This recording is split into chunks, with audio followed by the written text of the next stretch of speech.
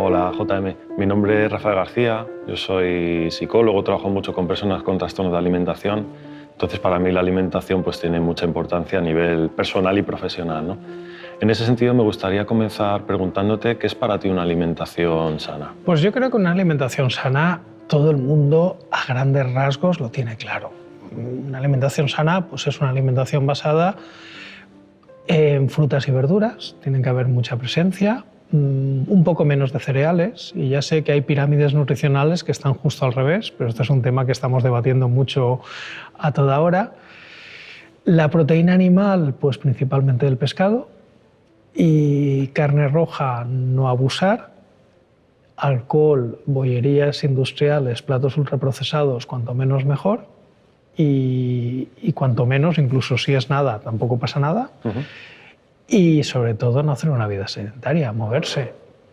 No quedarse todo el día sentado en el sofá, sino obligarse a andar, a ir en bicicleta, ojo con correr, porque ahora la gente se está poniendo a correr, y correr, sobre todo si tienes sobrepeso, básicamente es machacarte las rodillas, para empezar, por no hablar de peligros más acuciantes o crueles, como puede ser un infarto.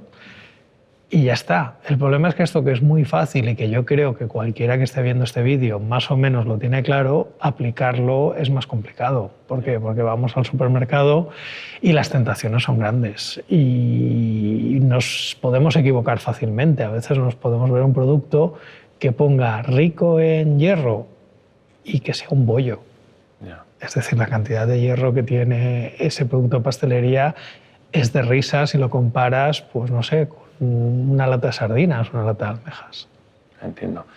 ¿Crees que le estamos dando una excesiva importancia a la alimentación o quizás al contrario, crees que no le estamos prestando especial importancia a la alimentación? A ver, es verdad que ahora estamos de moda, porque ahora podemos elegir qué comer. Ten en cuenta que hay 800 millones de personas que pasan hambre, que en España vivimos una posguerra muy dura, como en casi toda Europa. Claro, si tú no tienes para comer, cualquier cosa bienvenida sea. Ahora tenemos el lujo de no preocuparnos porque prácticamente nadie pasa hambre en los países occidentales. Claro, cuando ya una necesidad básica está cubierta y además a un precio asequible, pues es cuando empieza toda la tontería y cuando empieza a venir la mala información y vienen las fake news y de repente se confunde información cierta con información de muy mala calidad y por ahí viene casi toda la confusión. A ver, tú imagínate una persona que quisiera hacer una dieta y fuera a una librería. Yo creo que esa persona se pierde. O bueno, si se pone a teclear en Google o en cualquier buscador de internet, ya ni te cuento. Hay muchísimos mitos relacionados con el mundo de la alimentación. ¿Cuál dirías tú que son los principales mitos alimentarios? Mitos así populares y que circulan de boca en boca, pues hombre, hay uno que a mí me hace mucha gracia, que es que antes se comía mejor que ahora. A ver, oiga usted, antes se comía lo que se podía y cuando se podía. Y antes no había la variedad de alimentos que tenemos ahora.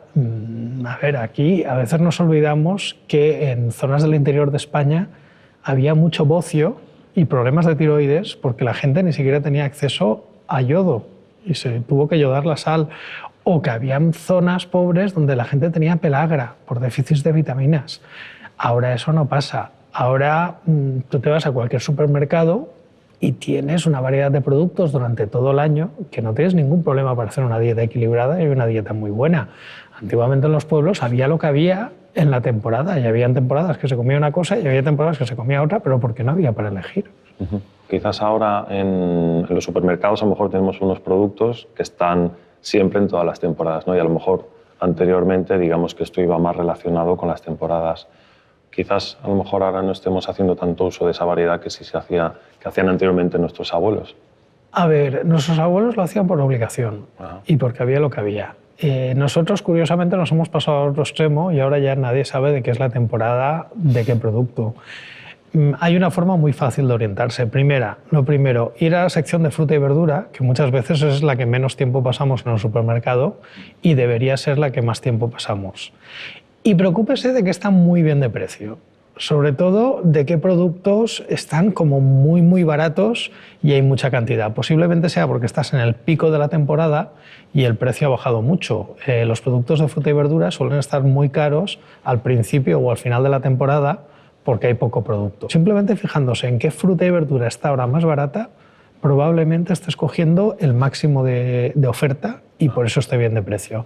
Entonces, es una forma de comer productos que están en lo mejor de la temporada y además no gastarse mucho dinero. Teniendo en cuenta un poco que, por ejemplo, en trastorno de alimentación uno de los principales disparadores es el tema de las dietas, ¿no? En ocasiones pues, por sobrepeso. ¿En qué medida crees que podríamos los familiares o educadores incidir en la alimentación de nuestros menores? Tener en cuenta que el sobrepeso, el menor de los problemas es la estética. Es decir, es importante tener un peso adecuado. ¿Por qué? Porque si no tienes el peso adecuado, probablemente dentro de unos años vayas a tener artrosis, vayas a tener diabetes, vayas a tener problemas cardiovasculares. Entonces, eso es lo primero. ¿Por qué? Porque si decimos que el problema del peso es básicamente la estética, acabaremos en los problemas contrarios. Y los problemas contrarios son anorexia, ortorexia, problemas que pueden ser tan graves como una obesidad, sí, o más, o peor. Lo segundo, el tema del peso muchas veces son muy culpables los padres. ¿Por qué? Fijémonos en las escuelas, fijémonos en lo que llevan los niños de merienda en las mochilas. ¿Cuántas manzanas, naranjas, peras, plátanos ves? ¿Y cuántos productos lácteos, bollería industrial, etcétera? Claro, el problema es que parece que el niño que lleva una manzana de merienda es un paria. Parece que, y de hecho el propio niño se quejará de que todos los niños llevan un producto que encima les dan cromos y se están haciendo la colección y llevan el álbum y él sea el pringado de la clase. ¿Por qué? Porque como todos los padres hacen eso, no va a haber uno que haga lo contrario. Entonces, hay una cuestión de educación. A ver, que tu hijo lleva una manzana no lo convierte en un paria, al contrario, le estás creando buenos hábitos.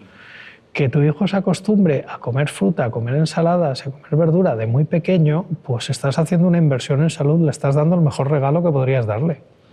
Y eso vale más que pagarle clases de inglés, que pagarle clases de música o de lo que sea. Se ha dicho durante muchos años, ¿no?, que la dieta mediterránea ha sido como un poco la dieta por excelencia que teníamos que seguir, ¿no?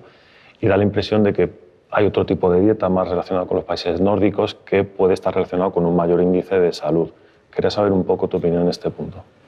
A ver, los estudios siempre hay que cogerlos, leer el contexto, leer cómo se han hecho y leer qué variables han mirado. Porque muchas veces estudios observacionales y correlaciones, como vulgarmente se dice, las carga el diablo. Y tenemos muchos ejemplos de conclusiones sacadas de estudios que luego eran todo lo contrario.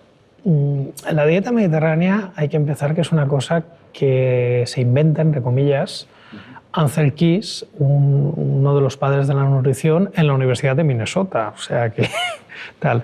Y se basa en un estudio que se hizo después de la Guerra Mundial, comparando la dieta de 7 países, y resulta que los mejores índices los tenía Creta. ¿Qué pasa? Pues ¿qué comían en Creta? Pues comían aceite de oliva, comían queso, comían poca carne, comían muchos cereales y bebían vino. A partir de ahí, todo lo que comían en Creta era bueno. Y a partir de ahí ese es el origen de la copa de vino al día sano, que hoy sabemos que no, ningún alcohol es sano. Claro, el problema es que no se dieron cuenta de que en Creta eran pobres y habían detalles que no tenían tanto glamour ni eran tan vendibles, como que la ingesta total de calorías era mucho más baja que en otros países, porque era gente muy pobre, y por otro que las principales profesiones eran agricultores, pescadores o pastores, es decir, no tenían vida sedentaria, sino tenían una actividad física diaria. Eso no se tuvo mucho en cuenta, o no fue lo que se publicitó. Entonces, luego, sobre la dieta mediterránea se han tenido que hacer muchas revisiones, muchos estudios. Ahora tenemos el estudio Predimed, que define más o menos bien lo que es una dieta mediterránea. También es verdad que en Japón también tiene una dieta bastante buena. Y posiblemente por un tema genético, si nosotros hiciéramos la dieta de Japón, no nos vendría tan bien como a ellos. Porque ahora, por ejemplo, se está poniendo de moda aquí comer algas como locos, pero las algas tienen unos carbohidratos de muy difícil asimilación. Pero en cambio los japoneses no tienen problema porque tienen una flora intestinal acostumbrada a digerir estos azúcares que a nosotros nos pueden ocasionar algún tipo de problema o sobre todo molestias. Una dieta equilibrada no es como sumar 2 más 2, que siempre te va a dar 4. Pueden haber muchísimas dietas equilibradas que no se parezcan en nada entre ellas. Luego hay que tener en cuenta que también están las adaptaciones genéticas. A ver, los esquimales comen muy poca fruta y verdura, pero tienen unas adaptaciones genéticas brutales y que sacan todas las vitaminas que necesitan de las focas y de las ballenas. Obviamente, si una persona mediterránea se fuera y hiciera una dieta esquimal, yo no sé cuánto tiempo aguantaría. Y tenemos más casos, los pastores masáis, que también tienen unas dietas muy raras, pero por una serie de adaptaciones genéticas más o menos lo pueden sobrellevar. Entonces, la dieta mediterránea para nosotros sigue siendo la mejor. Y si vemos los índices de salud de los países del entorno, sigue siendo mucho mejor que la de muchos países del entorno. Y eso hay que verlo con datos como índice de infartos, como esperanza de vida, y tener en cuenta que todas estas informaciones siempre hay que matizarlas. A ver, ¿cuántas veces hemos oído la paradoja francesa? Que a pesar que en Francia tiene una dieta muy alta en grasas y que beben mucho vino, su índice de infartos es muy bajo. Vale, esto no es cierto del todo. Si en vez de mirar índice de infartos vemos esperanza de vida, la de España es mucho más alta que la de Francia.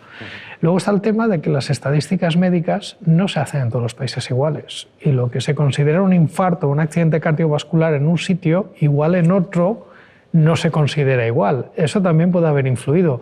Y luego está el tema de que a veces nos han dicho que había que comer mucho queso y otras veces nos han dicho que había que beber mucho vino, por la paradoja francesa. Pues mira, yo te diría que de ninguno de los dos alimentos tendrías que abusar, porque en España, sin comer tanto queso y sin beber tanto vino, vivimos mucho mejor y mucho más. Recogiendo un concepto del que hablabas antes, ¿no?, que es el de la pirámide alimenticia, me gustaría profundizar un poco en algunos tipos de dietas, ¿no? Hay algunas pirámides alimenticias que se invierten ahora, como has comentado anteriormente, en las que se habla mucho más de un consumo excesivo de grasa y de muy poquito consumo, casi nada de hidratos. Me gustaría saber un poco cuál es tu opinión respecto a este tipo de dietas. A ver, el consejo fácil es huye de cualquier dieta con nombre propio. ¿Por qué? Porque cada persona tiene una constitución genética diferente, unas circunstancias laborales, sociales diferentes, y entonces una dieta estándar difícilmente se va a aplicar. Y las dietas con nombre propio, en general, suelen ser bastante peligrosas porque detrás de ellas suele haber un señor o una señora que se ha forrado vendiendo libros y muchas veces también vendiendo pastillas y suplementos. Muchas de estas dietas, claro, es muy grande. El abanico es muy grande, pero podemos tener, por ejemplo, dietas que se basan en circunstancias sin ninguna base científica, como por ejemplo la dieta alcalina o la dieta del grupo sanguíneo, que es que simplemente son cosas que se le han ocurrido a alguien. Y luego algunas dietas que pueden tener cierta base, que hay gente que le pueden ayudar, pues porque si comes muy mal, compras un libro o te bajas una dieta de internet y empiezas a comer más fruta y verdura, empiezas a controlar, pues quizás a corto plazo te ayuden si lo cumples.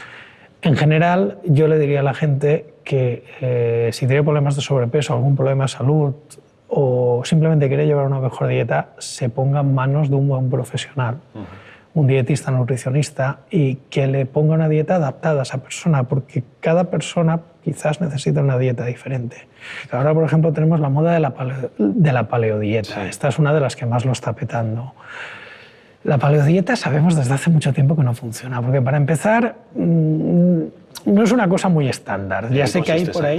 La paleodieta asume que durante la mayor parte de nuestra historia evolutiva hemos vivido, digamos, en el paleolítico, en la sabana, que no estamos acostumbrados a los alimentos modernos, le hace cereales refinados, productos ultraprocesados y tal, y que hay que comer como se comía en el paleolítico. Vale, tú miras lo que dicen ellos que se comía en el paleolítico y cualquier experto en prehistoria o cualquier persona que sepa un poco de historia de los alimentos te dirá que no hay por dónde cogerlo. A ver. Y luego, aparte, muchas de las cosas que dice esta dieta no son ciertas.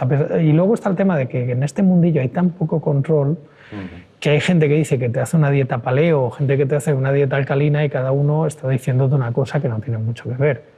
Entonces, por eso yo siempre recomiendo, mira, un buen profesional que te haga la dieta que lleve tu nombre, la dieta de Juan o la dieta de María, y ya está, y no la dieta de otro señor que no conoces. Entiendo. Otro punto que me preocupa también mucho es los complementos vitamínicos, ¿no? Hay algunos chavales que van al gimnasio, intentan, digamos, a nivel muscular, pues complementos proteicos para tener más músculo, un músculo más crecido, más definido, etc. ¿En qué medida podría ser perjudicial todos estos complementos vitamínicos, proteicos? A ver, en general, si tienes una buena dieta, no necesitas ningún tipo de complemento. Una persona que siga una dieta y que esa dieta le obligue a tomarse algo o a comprarse pastillas o a comprarse suplementos, pues ya tiene la primera señal de que esa dieta no es buena. A ver, una dieta muy rica en proteínas, con exceso de proteínas, pues a la larga puede suponer problemas renales. Pero claro, estamos hablando muy a la larga de problemas de descalcificación de huesos y problemas de ácido úrico, la temible gota que se decía antes. Sí. Esas son dietas muy ricas en proteínas y a largo plazo. En general, si la persona, independientemente de ir al gimnasio y tomarse esos batidos de proteínas que se toman, tiene una dieta normal, lo único que le va a pasar es que se va a gastar mucho dinero en esas. Pero si se pasa, pues va a empezar a tener problemas de salud.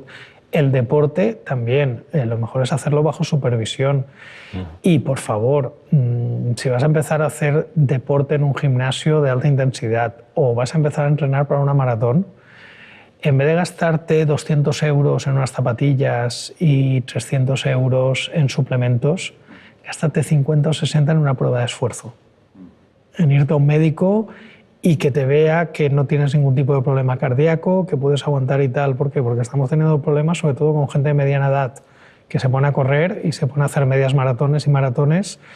Y hay problemas cardíacos. Y hay problemas cardíacos y gente que se está quedando por el camino.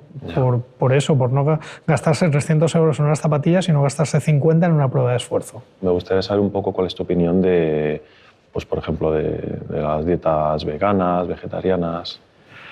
A ver, volviendo a la idea de que hay muchas soluciones para una dieta buena, que no hay una solución única, una dieta vegetariana puede ser tan buena como una dieta omnívora. Tienes que ir con más cuidado. ¿Por qué? Porque hay muchos nutrientes y muchas vitaminas que tienen origen animal. En cambio, una dieta vegetariana que incluya huevos y leche, pues puedes tener prácticamente todo. Quizás tengas que tener cuidado con la vitamina B12, que la mayoría de fuentes buenas y asimilables son de origen animal. Convendría una supervisión o consultar a un dietista nutricionista y sobre todo que sea vegetariana pero que sea muy variada. Es decir, sobre todo alterar legumbres y cereales. ¿Por qué? Porque las proteínas de origen vegetal no son nutricionalmente tan ricas como las de origen animal, por un tema de composición de aminoácidos. Pero si combinas legumbres y cereales o tienes mucha variedad de verduras, pues no es un problema. Las dietas veganas, aquí ya es más problemático y aquí ya hace falta una supervisión más cercana, principalmente por la vitamina B12. Y puntualmente también pueden aparecer problemas de yodo. Pero vamos, básicamente la vitamina B12. Y una persona que quisiera seguir una dieta vegana, siempre le diría que fuera a un dietista y que lo tuviera muy controlado. Y una dieta cruda y vegana me parece muy bien, pero es una dieta muy complicada de seguir. Y es una dieta, ¿por qué? Porque el simple hecho de cocinar los alimentos, además de ser un tema de seguridad alimentaria, es un tema de que hace más asimilables muchos nutrientes, aumenta la biodisponibilidad de nutrientes. Entonces, una persona cruda y vegana tiene que ir mucho cuidado y tiene que seguir la dieta muy de cerca porque fácilmente se pueden incurrir en carencias de alguna vitamina o de algún nutriente esencial. Estás hablando, JM, mucho de la vitamina B12, ¿no? Me gustaría un poco que desarrollases un poquito más la importancia de esta vitamina. A ver, la vitamina B12 es una cobalamina, esto no me quiero enrollar, pero vamos, es una vitamina que contiene cobalto.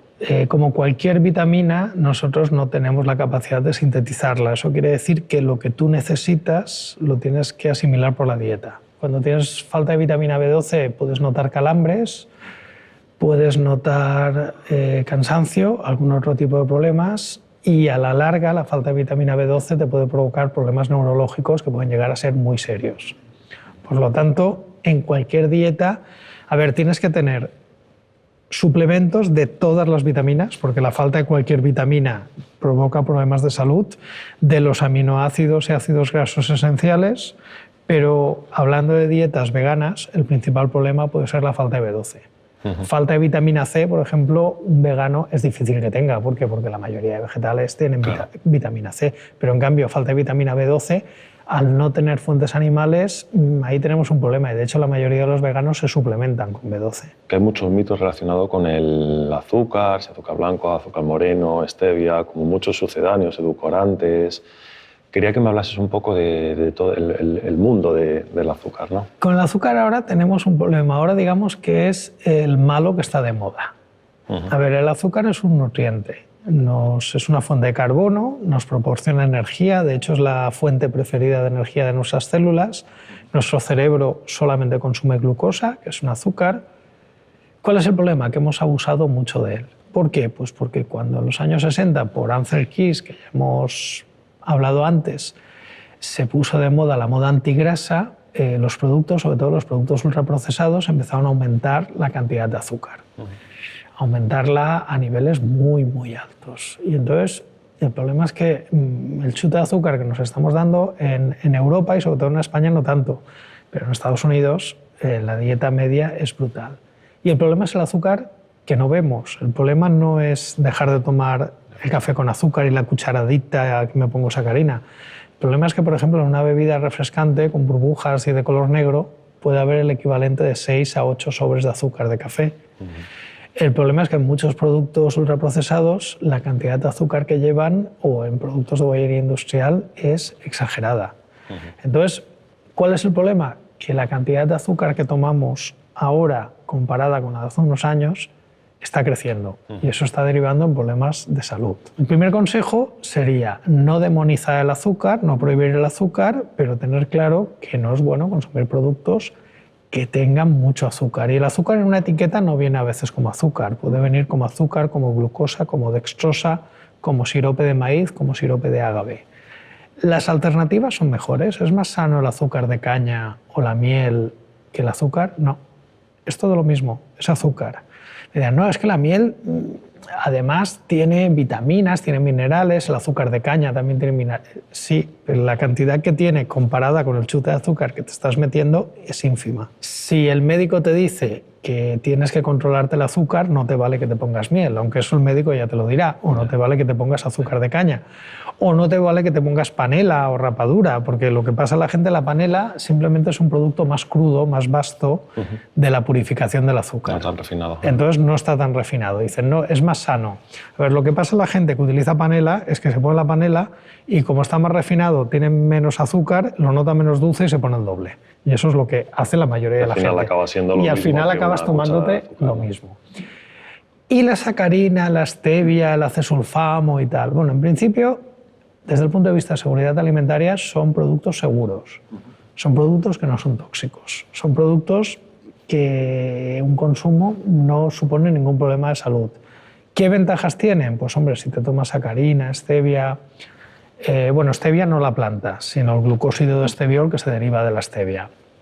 Y tal, no tienes pues, todo ese chute de calorías vacías que tienes cuando el azúcar. Entonces, como sustitutivo, sobre todo para personas muy golosas, es aceptable. ¿Cuál es el problema? Bueno, el problema es que quizás te acostumbres a sabores muy dulces. Si abusas de la sacarina, abusas del acesulfamo o abusas de los edulcorantes, al final estás acostumbrando tu cuerpo a meterse en los chutes de sabor desde el punto de vista psicológico y luego pues te van a continuar atrayendo los productos con muchas calorías. Hay también cierto pensamiento de que los niños, los escolares, necesitan fuertes dosis de azúcares o de glucosa, un poco relacionado pues, con el tema del aprendizaje, del estudio. Quisiera saber un poco cuál es tu opinión en ese sentido. A ver, no es cierto. Y te explico. Nuestro cerebro consume solamente glucosa. Nuestro cerebro es un órgano muy caro, es decir, ocupa el 2% del peso corporal y consume el 25% de la energía. Por eso nos permite hacer cosas como el pensamiento abstracto, la utilización de herramientas que los animales en general no pueden. ¿Eso quiere decir que tengamos que comer mucha glucosa o que si estamos pensando mucho tenemos que atiborrarnos azúcar? No, ni mucho menos. Y esto vale para los niños y como los adultos. ¿Por qué? Porque el metabolismo sirve para que todo esté en equilibrio. Es decir, tú piensas que tengas la dieta que tengas y mira cuántas dietas hay en el mundo, al cerebro le sigue llegando glucosa, comas lo que comas.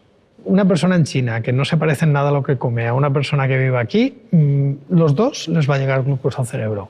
¿Por qué? Porque el metabolismo está adaptado para, a partir de lo que tú le das, fabricar lo que necesite. Y entonces tenemos una ruta, es decir, cuando una persona está con una dieta de 0 hidratos de carbono, como las dietas disociativas, no se muere. ¿Por qué? ¿Cómo le llega glucosa al cerebro? Porque tenemos una ruta metabólica que se llama la gluconeogénesis, que lo que hace es, a partir de unos compuestos, normalmente viene a partir de aminoácidos, que también tiene carbono, o de grasas, sintetizar glucosa que necesita el cerebro. De hecho, ese es el truco porque algunas dietas disociativas al principio funcionan, porque es un cambio metabólico muy brusco. Esto viene a simular estar como en una diabetes, entras en cetosis y tal, no me quiero enrollar, y por eso al principio tienes una pérdida de peso muy acuciada. Luego ya paras y luego el problema es que a la larga puedes tener hasta efecto rebote. Entonces, volviendo a la pregunta, ¿a los niños cuando están en exámenes tenemos que atiborrarles a cosas dulces? No, porque luego se van a acostumbrar y no van a salir de los productos azucarados. A los niños cuando están creciendo, cuando están estudiando, hay que darles una dieta equilibrada y que se acostumbren a comer mucha fruta y verdura, ¿vale? Pero no hay que darles más dulce. ¿Por qué? Porque su cuerpo ya se busca la vida y su cuerpo ya se desarrolla. Si les das muchos dulces, se acostumbran y luego van a acabar con problemas de sobrepeso. Y desde el punto de vista psicológico y emocional, ¿no? El azúcar tiene un papel muy importante. En momentos donde, digamos, a nivel emocional estamos un poquitín más bajos o más ansiosos, ¿no? Hay muchas personas que recurren al azúcar. ¿Cuál sería un poco el mecanismo a nivel cerebral que está ahí empujando a algunas personas a...? El mecanismo del sabor dulce es bastante complejo y la gente que estudia la neurobiología de la alimentación han llegado a resultados muy interesantes. Ten en cuenta una cosa, los postres siempre van al final y aunque estés saciado, te hayas pegado la gran comilona, te ponen algo dulce y siempre tienes un hueco. Esto no es casualidad. Esto es un tema genético. Porque tened en cuenta que la agricultura y la vida sedentaria, pues el hombre empezó hace 6.000 años. Pero antes todos los antepasados evolutivos habían pasado millones de años siendo cazadores-recolectores. Claro, cuando eres cazador-recolector, pues el día que cazas comes, pero luego tiene una época de poca caza y entonces pasas mucha hambre. Claro, en unas circunstancias así, tu cerebro se adapta para sobrevivir. Entonces, ¿qué pasa? Primera, estamos adaptados a acumular toda la energía que nos sobre, no a tirarla, sino a convertirla en grasa. Por eso todo el azúcar que no consumas se va directo al Michelin. Cuando vives en la selva, un panal de miel, una fruta, es una fuente de azúcares muy rica. Y eso es una cantidad de energía muy alta en poco espacio. Entonces, tenemos un mecanismo evolutivo para que nuestro cerebro nos diga cómetela toda y que no sobre. ¿Por qué? Porque eso lo vas a acumular y cuando vengan las vacas flacas lo vas a soltar.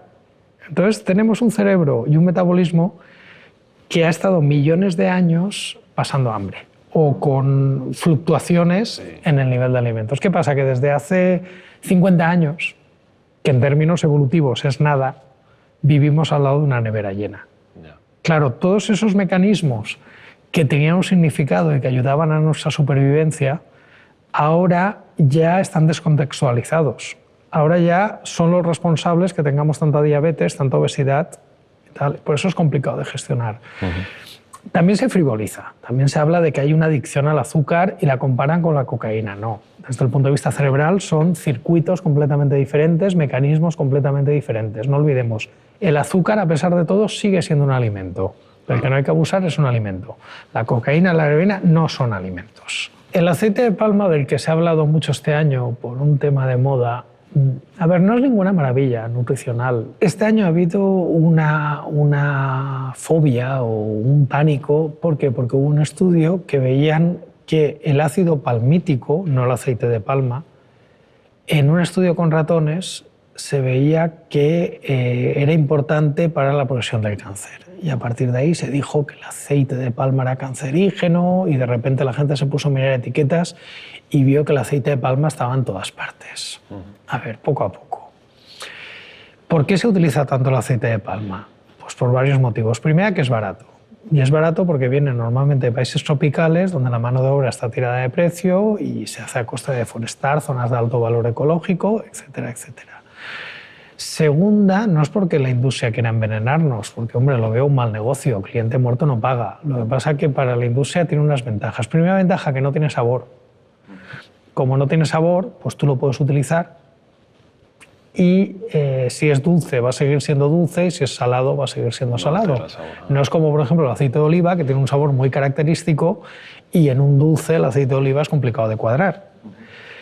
Y luego, aparte, tiene una temperatura de fusión que es a 37 grados. ¿Esto qué quiere decir? Que si tú tomas, por ejemplo, una chocolatina, un bollo, un producto que tiene aceite de palma, cuando lo tengas en la boca, como tú estás a 37 grados, empezará a fundirse. Y esa sensación es muy agradable y esa sensación al consumidor nos gusta mucho. Entonces, barato, maleable, no deja sabor y da una textura que el público demanda, pues por eso se utiliza tanto. ¿Es un veneno? No. Lo que tendríamos que preocuparnos no es por el aceite de palma, es por los compuestos que llevan aceite de palma, los productos y los alimentos que llevan aceite de palma. ¿Por qué? Porque son los menos aconsejables. Suelen ser productos ultraprocesados, productos elaborados, que además de aceite de palma suelen llevar mucho azúcar, en muchos casos, o muchas grasas saturadas. Los pánicos son fáciles de desmontar. El estudio al que hacía referencia no hablaba de aceite de palma, hablaba de ácido palmítico, que es el componente mayoritario del aceite de palma. Pero no olvidemos que el 10% del aceite de oliva es ácido palmítico y el 1% de la leche materna es ácido palmítico. Si empezamos a tirar del hilo, igual nos asustamos todos.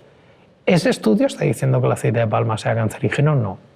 No, no lo está diciendo. ¿Por qué? Porque ese estudio es un estudio a partir de ratones que habría que ver si es extrapolable a humanos, habría que ver la cantidad de aceite de palma que habría que comer y habría que ver el contexto de la dieta. Hay muchísimas más variables. Por las mismas fechas salió un estudio que también relacionaba un aminoácido, la asparagina, con la progresión del cáncer de mama. Curiosamente, la asparagina es un aminoácido muy presente en algunas verduras como patatas y espárragos. ¿Eso quiere decir que las patatas y espárragos sean cancerígenos? No, ni mucho menos. Eso quiere decir que hay estudios que generan una ola de pánico y que hay estudios que no se lee nadie. Pero a ver, que haya un estudio, uno, en unas circunstancias concretas que vean algo, no quiere decir que eso sea extrapolable. Para que sea extrapolable necesitamos estudios en humanos a largo plazo y normalmente esto se hace por estudios de correlación. Esto se hubiera visto que la gente que consume mucho aceite de palma tiene tendencia a determinado tipo de cáncer. La gente que consume muchos productos con aceite de palma tiene tendencia a la obesidad y a la diabetes. Eso es lo que hay que preocuparse. Sí. Hay por ahí también un poco estas cosas que escucha uno cuando es pequeño, ¿no? Esta típica frase de hay que desayunar como un rey, comer como un príncipe y cenar como un mendigo, o algo así creo que era. No sé cuál es tu opinión en ese sentido de que al desayuno se le dé una excesiva importancia y digamos que vaya rebajando a lo largo del día el aporte. Yo siempre he creído que eso lo inventó un fabricante de cereales. Sí que es verdad que es bastante controvertido, porque la mayoría de estudios dicen que no importa tanto, si la dieta es equilibrada, no importa tanto la distribución que hagas a lo largo del día. Sí que es verdad que lo que no es aconsejable es tener una cena muy copiosa y media hora después estar en la cama. ¿Por qué? Pues porque te va a costar dormirte. Te va a costar dormirte porque el cerebro está más pendiente de la digestión que de que tú te duermas. Y entonces es la típica sensación que hemos tenido todos, que en la cama nos da vuelta todo, que no nos dormimos y tal. Pero la mayoría de estudios indican que no hay tanta diferencia entre hacer el desayuno fuerte y la comida ligera, como hacen, por ejemplo, en los países anglosajones, o hacer el desayuno ligero y la comida fuerte, como solemos hacer aquí. Y a ver, hay gente que tiene dietas muy buenas y que tiene una salud muy buena y que hace desayunos ligeros y comidas fuertes. Incluso hay gente que hace 5 comidas al día y gente que hace 3. Tampoco hay tanta diferencia. Es decir, lo importante es que cuando llegue el mes o cuando llegue la semana miras todo lo que has comido y que tengas de todos los nutrientes, que no te hayas pasado de calorías, etc. En este sentido, en los desayunos, quizás hay veces como que los padres pueden sentir como mucha presión en que sus hijos tengan un desayuno fuerte para empezar el día.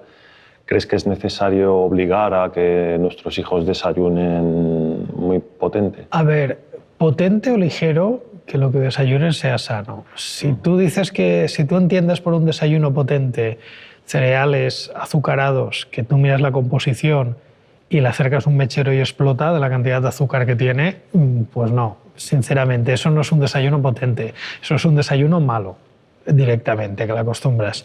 Si un desayuno potente tienes pues unas tostadas de pan integral mejor, con tomate o algún tipo de verdura o un vaso de leche, pues a mí me parece mejor. Pero si el desayuno potente son galletas, dulces, pues no. Entiendo. Y si te acostumbras a comer fruta en el desayuno, tanto mejor. Mejor, ¿no? Me gustaría que hablásemos ahora de los transgénicos, ¿no? Es como una palabra que así inicialmente, cuando la lees, genera como mucho malestar, mucho miedo. A ver, es el campo en el que trabajo. Yo realmente trabajo en biología molecular de plantas y yo me dedico a hacer plantas transgénicas. Un transgénico, por definición, no es más que un organismo que lleva un trozo de ADN que viene de otro organismo. ¿Y por qué le ponemos un trozo de ADN a un organismo a otro? Pues para darle una mejora. Por ejemplo, si tú tienes una plaga y tienes una proteína que está codificada en un trocito de ADN que hace que la planta resista esa plaga, poniéndole ese trozo de ADN a ese cultivo, te ahorras el insecticida. Y eso hace que luego el cultivo sea más barato, tenga menos impacto ambiental, pues no tienes que estar tirando insecticida, etc. Cuando el hombre pasa de ser cazador-recolector a ser agricultor y ganadero, empezó a seleccionar las mejores plantas, a hacer cruces, a hacer modificaciones, y lo que estaba haciendo era lo que te acabo de contar yo a ciegas. Ahora lo que hacemos es hacerlo un poco sabiendo dónde queremos llegar y sabiendo qué queremos conseguir. El debate, lo más divertido, es que se ha centrado solamente en una de las muchas aplicaciones de esta tecnología, que son las aplicaciones para la agricultura. Esta tecnología la estamos utilizando para todo, en todo momento. La ropa de algodón que llevamos puesta ahora tú y yo posiblemente sea transgénica, pero hay más. Si te vas a una farmacia, la mayoría de los fármacos posiblemente sea transgénico. Si esta conversación la está viendo un diabético que se está inyectando insulina, pues que sepa que debajo de su piel se está poniendo el producto de un organismo transgénico. ¿Y qué ventajas tiene que sea transgénico? Pues solamente hay que pensar cómo era la vida de un diabético hace 40 o 50 años, cuando la insulina era un privilegio para los ricos, que además obtenía del páncreas del cerdo y era exorbitantemente cara y muy insegura, porque se contaminaba y daba problemas. Ahora, en cambio, la insulina es un medicamento barato y seguro. Curiosamente, estamos utilizando transgénicos para todo, menos para la alimentación. Que a ver, sí que los estamos utilizando. En Europa tenemos una ley muy restrictiva que nos obliga a etiquetarlos y por eso en un supermercado hay muy pocos productos. Además, esto está haciendo muchísimo daño a la agricultura europea porque no se permite, solamente se permite sembrar una variedad de transgénicos en Europa, pero se importan 91. O sea que es curioso que a los agricultores de aquí no los dejamos, pero se lo compremos a los agricultores argentinos, americanos o asiáticos. ¿Para qué estamos utilizando transgénicos si aparentemente no queremos transgénicos? Pues mira, ahora mismo prácticamente todo el pienso, toda la soja y todo el maíz que comen los animales que luego nos van a dar de comer es transgénico. Y lleva siendo así casi 20 años y aquí estamos todo el mundo, seamos vegetarianos o no. Ya. Queramos o no, es imposible huir del mundo transgénico, ¿no? A ver, ¿tú te acuerdas hace 10 años cuánta gente decía yo nunca tendré internet? ¿O cuánta gente decía yo no tendré móvil? Si caminas por la calle, ¿para qué necesito un móvil? Eso me parece una horterada. Imagínate que mañana dicen de prohibir internet. Yo creo que eso sería una crisis a nivel mundial. Yeah. Pues con los transgénicos pasaría lo mismo. A ver, todas estas ciudades que ahora dicen que se declaran libres de transgénicos, ¿van a vaciar las farmacias? ¿Van a decir que los diabéticos no pueden tratarse? ¿Van a decir que una persona con quimioterapia no puede utilizar medicamentos? ¿Qué tal? ¿Van a vaciar los supermercados si es enzimático? Al final, ¿por qué triunfa una tecnología? Al final, hay una empresa detrás que quiere ganar dinero, pero hay un consumidor que si le soluciona un problema y se le hace la vida más fácil, se gastará el dinero en eso. Y si no le soluciona ningún problema, si no le hace la vida más fácil, no lo va a utilizar. ¿Por qué ahora mismo estamos debatiendo con los transgénicos y por qué te he dicho que estamos utilizando transgénicos para esto y para lo otro? Porque hay un agricultor o porque hay un consumidor que ese tipo de semillas le hace la vida más fácil. Si los transgénicos no funcionaran, ya se habrían extinguido, ya habrían desaparecido porque nadie hubiera comprado la semilla. Eso es lo que mucha gente todavía no ha entendido. Yo una vez, en una charla que di en Málaga, salió un señor ecologista muy indignado, muy vehemente, diciendo que la culpa de todo es que las empresas obligaban a los agricultores a comprar transgénicos. Curiosamente, yo trabajo con transgénicos y no trabajo para ninguna empresa, trabajo para una universidad, trabajo con fondos públicos, pero bueno. Y había un periodista en la sala que le dijo: me interesaría mucho conocer a una persona que lo hubieran obligado a sembrar transgénicos para hacer un reportaje para mi periódico. Por favor, páseme los datos. Bueno, esto fue en el 2013. Yo sigo esperando que alguien me presente a un agricultor que le han obligado a sembrar transgénicos. No. Ya te digo, el día que los agricultores no les interese y no les sirva para nada, o los consumidores, no hará falta ninguna pancarta. Directamente los transgénicos desaparecerán. Si yo te pongo aquí azúcar blanco refinado de una remolacha transgénica y azúcar blanco refinado ecológico de una remolacha que se ha cultivado de forma ecológica, no hay análisis químico en el mundo que pueda decir cuál es cuál. ¿Por qué? Porque al final lo que vas a tener es azúcar.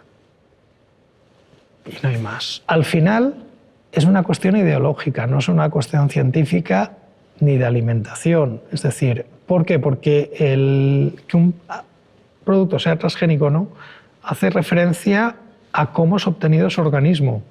Es decir, muchas veces la mejora que obtienes en el organismo utilizando ingeniería genética, que es como se hacen los transgénicos, se puede utilizar por genética clásica, por cruces, por hibridaciones.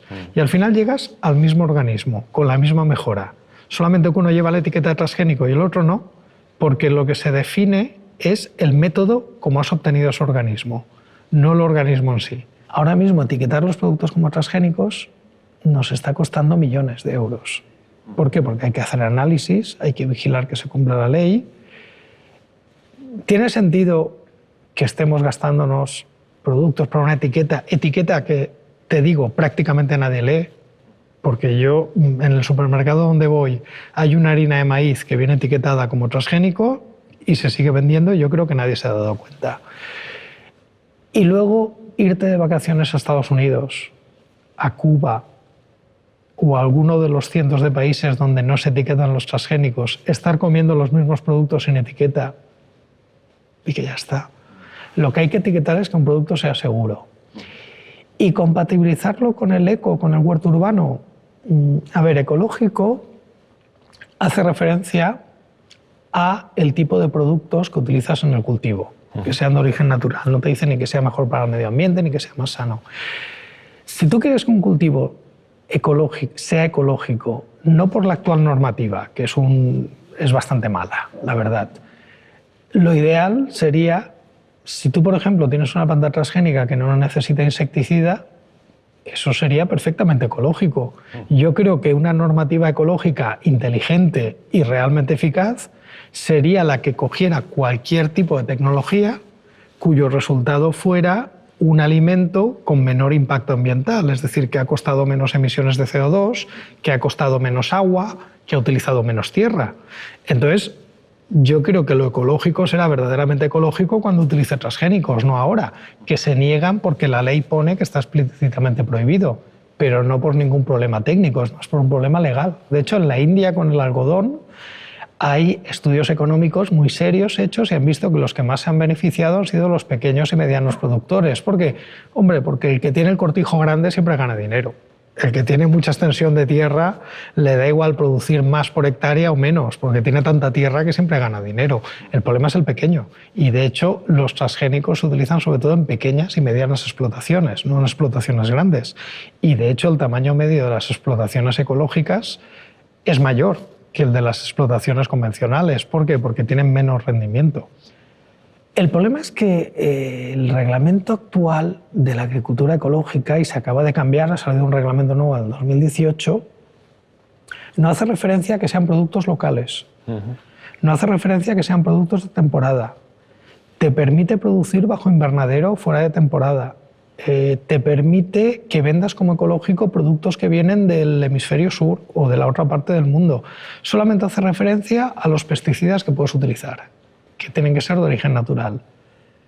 Bien, vale, es un reglamento que se han hecho, depende de unos parámetros, pero nada te garantiza que el producto final sea mejor para el medio ambiente ni mejor para tu salud. Hablando de pesticidas, me gustaría que me explicases un poco, hablases acerca del glifosato. Que es, otro pesticida de moda. Que creo, no, corrígeme si me equivoco, que no sé si ha sido categorizado por la OMS como potencialmente cancerígeno. Sí, igual que la carne, pero en fin. Lo primero que querría es devolverte yo la pregunta. ¿Por qué me preguntas por el glifosato y por qué no me preguntas por el paraquat? ¿O por qué no me preguntas por las atracinas? ¿O por qué no me preguntas por el malatión? ¿O por qué no me preguntas por el lindano? O por otros muchos pesticidas que en algún momento se han prohibido porque se ha visto que eran productos químicos persistentes o se ha visto que eran perjudiciales para el medio ambiente. ¿Por qué estamos hablando específicamente de este? Bueno, es una pregunta retórica, me la voy a contestar yo. Supongo que tú me la has preguntado porque está de moda o porque se habla mucho y porque hay ciudades y quizás porque también tiene un poco este aporte de la OMS que en cierto modo le da cierto peso. Bueno, creo, pero la lista esa es muy larga y hay muchas cosas. En la misma categoría que el glifosato está trabajar en una peluquería y no hemos preguntado por los peluqueros, o trabajar en el turno de noche y no hemos preguntado por los taxistas o por los controladores aéreos. ¿Es potencialmente cancerígeno? Sí, está exactamente en la misma categoría. Ajá.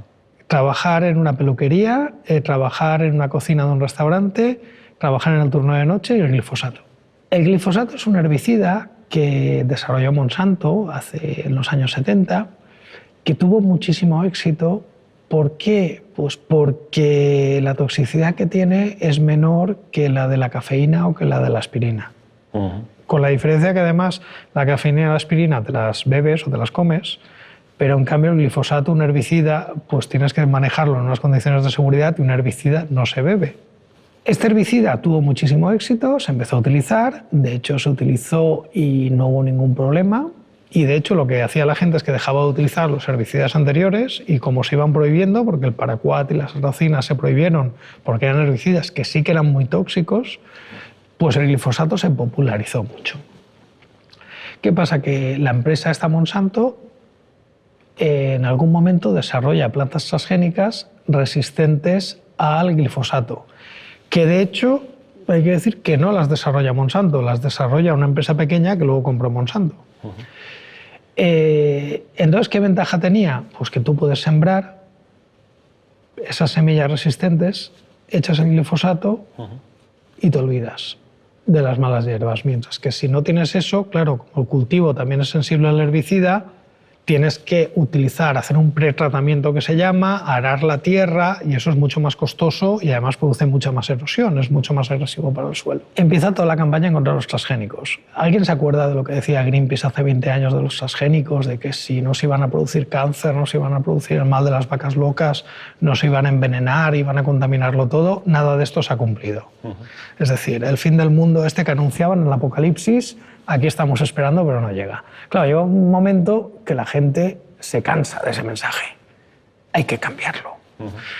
Entonces dices, bueno, como con los transgénicos ya no me hacen caso, porque todo lo que estoy diciendo, si uno mira las cifras de crecimiento, ha sido la tecnología agrícola que más rápida implantación ha tenido. Cambiamos la campaña y hablamos del glifosato. ¿Por qué? Porque hay muchísimos cultivos transgénicos y de hecho son los que más han triunfado, que son resistentes al glifosato. Entonces, toda la campaña de los transgénicos la focalizaron hacia el glifosato. ¿Qué pasa? Que las autoridades sanitarias, los que tienen que dar permisos de utilización, los mismos que han prohibido el paraquat, las atracinas, porque sí que había peligro, siguen diciendo que no hay ningún peligro, que no hay ningún informe científico que justifique una prohibición. Por eso seguimos utilizándolo. Y de hecho, lo del cáncer a mí me hizo mucha gracia. ¿Por qué? Porque esa lista de la IARC, que es una institución que depende de la OMS, es una lista cualitativa, no es una lista cuantitativa. Eso quiere decir que es una lista que te dice qué, pero no te dicen qué cantidad. Tradicionalmente el glifosato estaba como categoría 4, no cancerígeno. Llega un momento, que es el año 2015, creo recordar, que evalúa una serie de estudios nuevos y le sube a la categoría 2A, probablemente cancerígeno. Eso quiere decir que no hay datos de que sea cancerígeno, pero hay algunos indicios en animales. Y entonces dicen, no, el motivo de que hay que prohibirlo es que es cancerígeno. Oiga usted, en la categoría 1, como seguro cancerígeno, junto con el alcohol, con el tabaco y con el plutonio, está la carne roja procesada. Carne roja procesada es hamburguesas, jamón, mortadela, salchichón, chorizo, embutido. Tenemos datos que una dieta rica en estos productos correlaciona con cáncer, un aumento de probabilidad de un cáncer colorectal. ¿Esto es lo mismo que fumar? No. Y están al ladito en la lista. No, fumar es peor. Multiplica las posibilidades de cáncer de pulmón, creo que es un 30 o un 40%. El cáncer colorectal, la asociación que se ha visto, igual es un 1% o menos. Si tú el argumento que me dices es que hay que prohibirlo porque es una categoría 2A, dices, ¿y cómo puede ser que estés vendiendo carne de ternera ecológica, que también está en la categoría 2A? ¿O cómo es posible que estés vendiendo jamón serrano ecológico, que está en la categoría 1? Mira, mejórame ese argumento que no me cuela. Un poco relacionado pues, con todo el tema de los vegetales, ¿no? Circula por esa frase mítica, ¿no? De los tomates ya no saben a tomate. ¿Qué crees que ha pasado con el mundo del tomate? A ver, los tomates no saben a tomate. Yo, cuando la gente añore el tomate de la infancia, le preguntaría, sobre todo a la gente que ya tenga una cierta edad, que son los que se ponen más pesados con el tema de que el tomate no sabe a tomate, si ellos recuerdan los tomates RAF de la infancia o los tomates Kumato de su infancia o de su niñez. Si lo recuerdan, están creando un falso recuerdo, porque tanto los tomates Kumato como los RAF son unas variedades de tomate muy recientes y son sabores que en la infancia no pudieron tener si tienen más de 50 años. A ver, el tomate sigue sabiendo tomate y siguen habiendo variedades de tomate que no son nada del otro mundo y hay variedades de tomate espectaculares. ¿Cuál es el problema? El tomate, para que desarrolle todo su aroma y todo su sabor, tiene que haberse madurado en la mata y tiene que estar en temporada. El problema es que muchas veces compramos tomates fuera de temporada que se han madurado en cámara y que a veces se han recolectado verdes y se han madurado por el camino. Obviamente esos tomates van a tener peor sabor, pero dentro de la temporada es relativamente fácil conseguir tomates que estén en el punto de maduración, y si vives cerca de zonas productoras y te vas por mercados o por muchos sitios donde el propio agricultor es el que vende, vas a encontrar tomates excepcionales. Yo es que, claro, yo creo que eso ya se ha quedado como una frase hecha, que con el tiempo que hace que se dice, yo creo que no queda nadie vivo que haya probado un tomate que sepa tomate, porque yo creo que toda la vida he oído decir que el tomate no sabe a tomate. Entonces, ¿a qué sabe? ¿A bacalao? ¿A paella? Que me lo expliquen. Entiendo. Retomando un poco el concepto de salud, hay muchas familias que, con respecto al tema de las vacunaciones de sus hijos, de sus hijas, digamos como que mantienen cierto reparo. Me gustaría conocer un poco tu opinión relacionada con el tema de las vacunas. Hoy por hoy no hay ningún motivo para no vacunar a tus hijos. Y no es más, no solamente por la salud de tus hijos, es por la salud de la gente que tienes alrededor. ¿Por qué? Porque si hemos acabado con enfermedades como la viruela y hemos mantenido a raya otras como la polio, el sarampión, las paperas, es porque tenemos una cobertura vacunal muy alta y eso hace que esas enfermedades no se propaguen. Lo que ha pasado es que en los países donde está de moda no vacunar, estas enfermedades han vuelto a resurgir. Y claro, ahora pensamos que una varicela o unas paperas son enfermedades benignas, que no pasa nada. No, perdón. Son enfermedades benignas porque estamos vacunados. Pero una varicela o una difteria en una persona no vacunada puede ser mortal. Entonces, un padre que no vacuna a sus hijos está fallando como padre y como madre. Está fallando como si no le diera de comer o como si no lo vistiera o como si no le diera educación. Y no solamente está fallando con su propio hijo, está fallando también con los hijos que tiene alrededor. Porque también tenemos un marco legal, y esto es curioso, que ahora mismo es obligatorio vacunar a tu perro, pero no es obligatorio vacunar a tu hijo. Y esto es una cosa que es indignante y es para que cambie la ley. Yo creo que las vacunas deberían de ser obligatorias. ¿Por qué? Pues porque ya estamos viendo que hace un par de años, por culpa de unos padres que no habían vacunado a su hijo, tuvimos un caso de difteria en Olot. El primer muerto en difteria desde los años 80, una enfermedad que estaba prácticamente erradicada, ha vuelto más todo el problema y todo el dolor para esa familia. Entonces, por favor, dejémonos de tonterías. Si alguien cree que las vacunas son malas, lo siento, está equivocado. No hay más vuelta de hoja y tenemos todos los datos que lo atestiguan. Es como, a día de hoy, creer que las vacunas son peligrosas es como creer que la Tierra es plana. Ya sé que hay gente que lo cree, pero no tiene razón, lo siento. Me gustaría también comentar contigo el tema de la pseudociencia, de la pseudoterapia, ¿no? Me gustaría conocer tu opinión en este punto. Aquí hay una línea roja muy clara. Cuando tú vas al médico y te pone un tratamiento o te recomienda una terapia, se supone que han hecho una serie de ensayos, han visto que funciona mejor que el control, que lo que se llama el placebo, que el placebo es algo que te dicen que funciona, pero realmente no tiene ningún efecto. Entonces, el tipo de ensayos que se hace cuando se quiere ver si una terapia funciona o no funciona, se cogen un grupo de pacientes, a uno se le da la terapia y a otro se le da lo que creen que es la terapia, pero no lo es. Y se llama doble ciego porque ni el médico sabe qué paciente tiene la terapia y qué paciente no la tiene, ni el paciente sabe si tiene la terapia o no la tiene. Entonces, cuando se demuestra que un tratamiento funciona mejor que el placebo, se considera que esa terapia es válida o esa terapia tiene una evidencia científica objetiva que la respalda. Y eso es lo que se llama terapia y es lo que se incluyen en todos los protocolos médicos y es los tratamientos que se administran y tal. ¿Qué pasa? Que hay muchas prácticas pretendidamente médicas o que se supone que tienen un efecto sobre la salud, pero que no han superado nunca un ensayo y nunca han demostrado ser efectivas. Ojo, esto no quiere decir que no se hayan ensayado. En muchos casos se han ensayado y el resultado ha sido negativo. Todas esas terapias hay gente que se empeña en seguir usándolas a pesar que no hay ninguna evidencia. Se están dando terapias como la homeopatía, como la acupuntura, como muchas prácticas orientales que no hay ninguna evidencia de que funcionen y se están vendiendo y se está cobrando. Entonces, desde el punto de vista de protección del consumidor, tú estás vendiendo algo que tiene unas propiedades que nunca ha demostrado. Y luego en algunos campos como la psicología, y supongo que tú lo sabrás, hay un mundo brumoso donde el paciente muchas veces no sabe distinguir al psicólogo serio del que le está vendiendo humo. Y el problema es que se está dejando. Y luego el problema ya no es solo el dinero. El problema es que si tú tienes un problema de salud serio y te pones en manos de un terapeuta o una terapeuta, el problema es que te da un tratamiento que no es efectivo, pero mientras tanto tu problema de salud va creciendo. Yeah.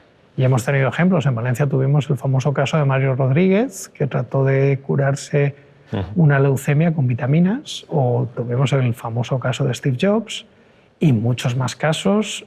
Hace poco el doctor Bosch Barrera, creo que es, un oncólogo en Cataluña, sacó una foto espeluznante de una persona que tenía un cáncer de mama y se había tratado con zumos, frutas y tal, y claro, el cáncer había ido creciendo y al final la pobre señora falleció. Es decir, no nos estamos jugando solamente el dinero, nos estamos jugando a proteger la salud de la gente. ¿De qué forma podríamos empujar al mundo universitario, al mundo del adolescente que está decidiendo qué carrera elegir? Aquí el mundo de la ciencia puede ser muy interesante y tiene salidas. Tiene que gustarte. ¿Por qué? Porque es una carrera que tiene un esfuerzo muy considerable de estudio y que luego tienes unas condiciones laborales que no vas a hacerte millonario. En el contexto actual, pues es muy complicado hacer una carrera científica en España. Otra cosa es que te guste viajar. Entonces, si te vas fuera de España, sí que tienes muchas oportunidades, muchas más que en España. En España tenemos el problema que venimos de una serie de gobiernos que no es que no hayan invertido en ciencia, sino que todos los países de nuestro entorno están subiendo el presupuesto y en España lo estamos bajando, lo cual es un suicidio, creo yo. Dicho esto, yo cuando dije que quería ser científico, la gente del entorno de mi familia me dijo que no, que hiciera, y al final lo hice porque quise y no me arrepiento. Y si hubiera hecho otra profesión, ¿hubiera ganado más dinero? Quizás, o no, no lo sé. ¿Hubiera sido más feliz? No lo creo. Entonces yo, si alguien quiere estudiar ciencia, le diría que se anime, que lo haga, que tenga claro que no va a ser fácil, pero bueno, nada es fácil en esta vida, y que pocas profesiones o pocas actividades hay que te creen tanta satisfacción a ti mismo como cuando haces un descubrimiento nuevo, como cuando un experimento que te ha costado muchísimo al final ves un resultado o cuando se confirma una hipótesis. Entonces, a pesar de todo lo malo que es conocido, oye, si te gusta, no hay más. Bueno, JM, pues muchísimas gracias. Ha sido una conversación muy sincera, ¿no? Ha sido instructiva, ha sido reflexiva también con respecto a algunos puntos. Te agradezco muchísimo todo lo que hemos hablado y nada más. Muchas gracias. Espero que os sea útil.